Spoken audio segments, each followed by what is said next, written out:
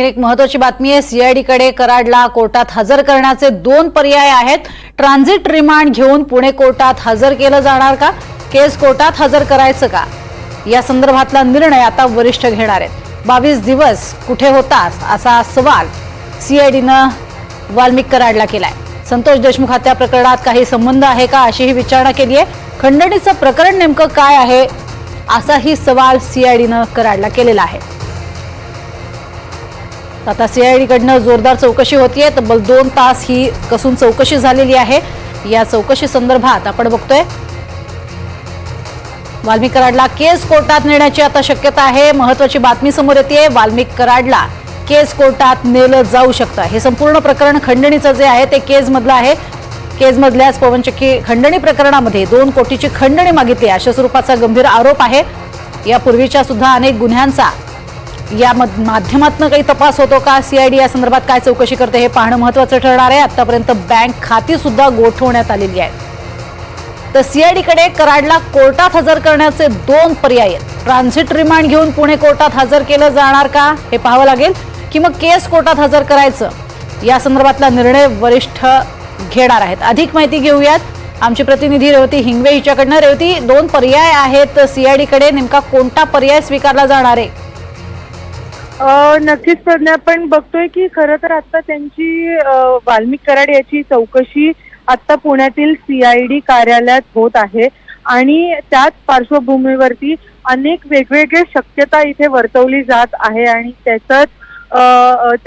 तेच आपण आता अपडेट घेत आहोत त्याच संदर्भात, कारण गेले अनेक तास ही चौकशी चालू आहे। गेल्या 2.5 तासांपासून जेव्हा 12 ते 12:15च्या सुमारास वाल्मिक कराड यांनी आत्मसमर्पण केलं सीआयडीच्या ऑफिसमध्ये, तेव्हापासून ही चौकशी चालू आहे। खरं तर सगळ्यात पहिली शक्यता अशी वर्तवली जात आहे की वैद्यकीय चाचणी करून एकतर त्यांना ट्रान्झिट रिमांड घेऊन इथे पुण्याच्याच न्यायालयात हजर करण्यात येईल, कारण जो मुख्य खंडणीचा जो गुन्हा आहे तो बीड मध्ये दाखल केलेला आहे।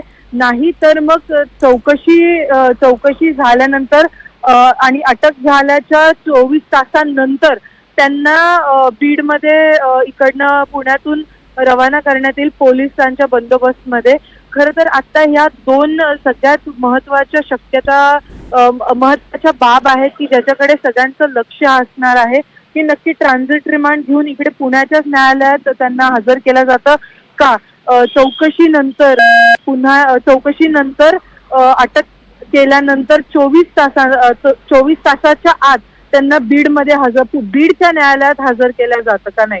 कारण पुन्हा एकदा मी इकडे सांगते की बीडमध्ये खंडणी प्रकारात गुन्हा दाखल करण्यात आलेला आहे। आता ही संपूर्ण चौकशी झाल्यानंतरच खरं काय तो प्रकार समोर येईल आणि काय कारवाई करण्यात येणार आहे हे देखील समोर येईल प्रज्ञा।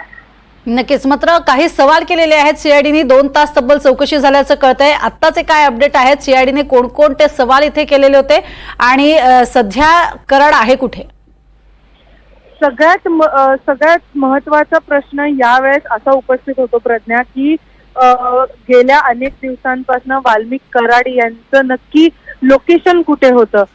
खरं तर अनेक दिवसांपासून ते बेपत्ता होते आणि जसं सीआयडीने त्यांचे आर्थिक व्यवहार सगळे बंद केले का, तर त्यांचे बँक खाते पूर्णतः घोषित करण्यात आलेले होते। त्याच्यानंतर जवळपास 4 ते 5 दिवसांमध्ये ते आज स्वतःहून सीआयडीच्या ऑफिसमध्ये आहेत। आता ते खरं तर पुण्यातील सीआयडीचं जे मुख्यालय आहे तिकडे त्यांची चौकशी होत आहे सीआयडी कडून। आणि तसंच खरं तर सगळ्यात मुख्य प्रश्न हा विचारला गेला आहे की नक्की इतके दिवस होते कुठे। त्याच्या अवतीभोवती सुद्धा बऱ्याचशा अफवा म्हणलं तरी चालेल। खरं तर काही जणांचं असं म्हणणं आहे की काल आणि परवापासून ते पुण्यातच होते।